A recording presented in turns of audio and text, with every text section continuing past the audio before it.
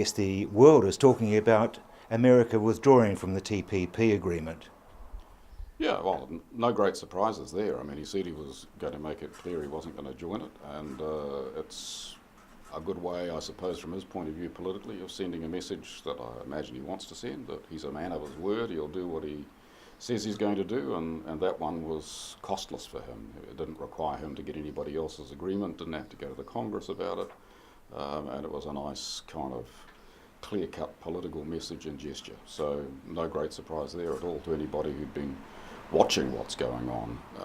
People who haven't been watching it, it gives a nice dramatic moment. It may have been a surprise to them, I understand that, but I think it was pretty obvious it was coming. Is there anything in it for the Americans that Donald Trump has withdrawn? Well, I think it's a political message that he's sending to the kind of people who voted for him, which is that he's going to change the way in which he operates on the international stage. And as he puts it himself, he's going to have more of what he would describe as an America First approach. He wants to send a message that it's not business as usual.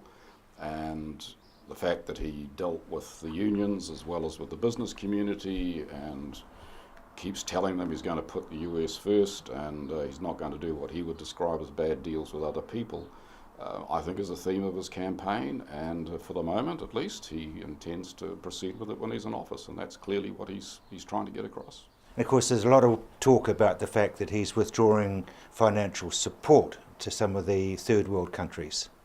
Yeah, and I mean he's, that's kind of a bit outside the trade domain, shall we say, but again that's an approach that appeals to a core constituency of people who voted for him, who have strong views on that, and he's delivering something. He may well personally believe in it, I don't know, but it's certainly part of his constituency. Crawford, is it the death knell for TPP? I think TPP, in formal terms, the answer is unambiguously yes. Technically, it can't happen now that has happened. Let's not kid ourselves about that. Whether one day you have an inclusive arrangement between the Asia Pacific and the United States, I certainly don't give up on that, whether you call it TPP or something else. I think it's far too early to reach a conclusion that kind of agenda is finished, far from it. But I think the technical version that we have at the moment, which is TPP, is off the table in its present form as an outcome for the foreseeable, I'd say probably for the first term, certainly for the next 2 or 3 years. But that doesn't mean to say you can't, and indeed you should try, to come up with some other kind of trading arrangement that gets you kind of close to that in some shape or form.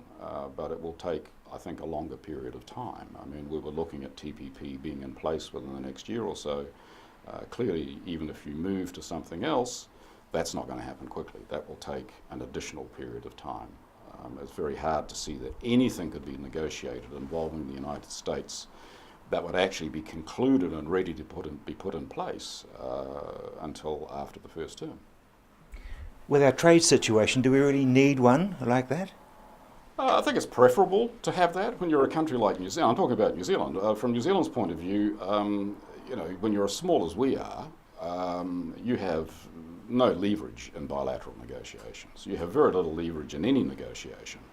And if you have groupings, chances are that you will have a more comfortable and we'd have a better chance of getting into a negotiation to begin with because you're part of a club, and so therefore people will deal with you, and secondly you have better chances of trade-offs in that situation. Now, the Trump has been absolutely clear about this. He says the reason the United States wants to go bilateral is it doesn't want to do that. It wants to exert its muscle purely bilaterally, and he believes that will get them better deals than if what he would see as kind of lowest common denominator deals for regional arrangements. And I think it's quite important that one grasps that distinction. Unlike Bernie Sanders, who doesn't want deals of any kind or shape or form, the Democrats were quite clear about that, and Elizabeth Warren, who's in the Congress, is actually wanting the Congress to rescind its trade negotiating authority because she doesn't want any trade deals. Trump hasn't said and isn't of that ilk. He's saying, no, I'm okay with trade deals, but I want trade deals where the US exercises its muscle. I don't want the US playing a leadership game. I don't want the US accepting compromises. I want trade deals that actually are bilaterally good for the United States. Now, whether at the end of the day there's no real fundamental distinction with those, because that depends on whether he ever gets those deals, is another matter. But there is still, in a new and different way, some kind of openness to do trade deals. I think it's less attractive to a country like New Zealand than before, but at least the door is not closed. Now, Donald Trump talked about the difference between free trade and fair trade. There'll be those who have no idea what the difference is. Yeah, fair trade, in my experience, fair trade is something that you always claim for yourself, and free trade is always what the other guy is wanting, and it's a bad thing, except if you're a Kiwi, who kind of, by and large, accept that free trade and fair trade can, in fact, often be the same thing. I mean, fair trade, United States, the United States doesn't have fair trade in dairy products. The United States hasn't had fair trade in many agricultural products. And in some industrials and services areas as well. This idea that, the United States is somehow cleaner and healthier and better than everybody else, well, everybody likes to believe that about themselves. Now, there are plenty of countries who have unfair trade, and the United States is one of them, okay? And, that's the reality. And when you're actually doing a negotiation, you've got to get rid of these kind of rhetorical points and accept that you have to do things which are restrictive to other people if you want to have a deal, and they have to get rid of things that are restrictive and hurtful to others. And I understand the politics that lies behind that, whoever says it, but it's an exaggeration at the best of times. Now, he's also rattling sabres about China and Japan. Yeah, I don't know. I'm more China than Japan, actually. And I think all the evidence is that there will be, on the part of the US, a more aggressive, possibly even what you might describe as belligerent approach towards China. Although, the Obama administration was pretty harsh towards China in trade terms. And when you think about it, one of the selling points of TPP in the US environment was, well, we've got to have TPP, otherwise those Chinese are going to be all over us like a rash, and we can't have that. Well, that's still a pretty fundamentally hostile attitude towards China in trading terms. It's not a view that New Zealand has shared about the agreement. So I think there's certainly a notch or two up in the rhetoric, and some of the things that have been said are a little bit unsettling. Although it's unclear whether they will be carried through in practice, like slapping a tariff on Chinese imports and so on. Unilateral action like that is a bit excessive and can lead to retaliation, and that would be damaging to us. We wouldn't be in the crossfire, but it would disturb the international trading system, and it would get in the way of doing trade globally. So that would be, from our point of view, undesirable. And it is true that some of Trump's people and himself have talked about things like that. And if they were to carry through on them, it could be a very rough environment for a while, but it remains to be seen whether they will carry through on that. Yeah, but we always get through. I tend to think that catastrophe is probably unlikely.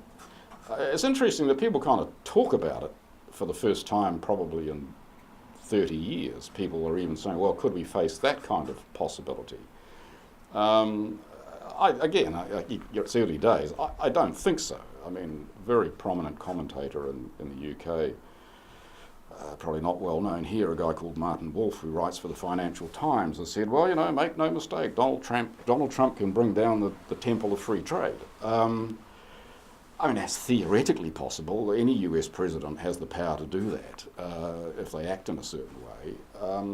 I think it's probably unlikely. I think you're probably looking at perhaps a difficult period with some unpleasant events in it, and are a bit disruptive from time to time. But you're not looking at something on the scale of what happened in the 20s or 30s. That seems to me to be still rather unlikely. So I'm not trying to diminish or dismiss or pretend that statements that have been made haven't been made. They have been made, and that would make life a bit rough. But if it's limited to that, it might be undesirable, but it's survivable. And for an economy like New Zealand, I don't think there'd be direct effects on us. There may be some indirect effects, but we should get on with, and there's no reason why we wouldn't be able to get on with building our trading relationships with the rest of the world and maintaining it with the United States. And if they do come to us and say we genuinely want a free trade deal and we're not going to abide by this nonsense that, you know, if I don't like what you're doing in 30 days I can return you to the warehouse and get my money back, then, you know, we can still do fine and we'll be okay through all this. I certainly don't have an overly pessimistic view about all that. And things will develop. I mean, they may develop for the better as well as for the worse, who knows? And there'll be those who will talk about the Commonwealth and the fact that we should focus more on that area. Well, there's a big change because the UK is coming out of the EU. And there are technically driven reasons why it makes a lot of sense for New Zealand not only to be pursuing a new trading relationship with the EU, which has been on the agenda for some time, but also to try to do the same thing with the UK. I think that makes a lot of sense. And not only will that mean if that develops, then the UK itself is going to have to renegotiate a whole swathe of its agreements that it had with the Commonwealth in particular, but because they're developing countries, but not only Commonwealth countries, as part of the EU. Once it comes out of the EU, it's going to have to go back and have its own arrangements with those Commonwealth countries, and indeed with a broader range of developing countries than just the Commonwealth. So, de facto, yes, I think there could be more of a trade agenda with Commonwealth countries, but I don't think the Commonwealth per se, for us, will necessarily be kind of a big umbrella. I think in time there'll be a UK deal. I think would make sense, and sooner the better, frankly. But I don't think it's like going back to the old Commonwealth. The old Commonwealth doesn't exist anymore. And the new Commonwealth is very diverse, and the chances of doing a trading deal with all of them when you've got countries as disparate as the UK and India and Canada and what have you, I don't think that's so realistically on the agenda.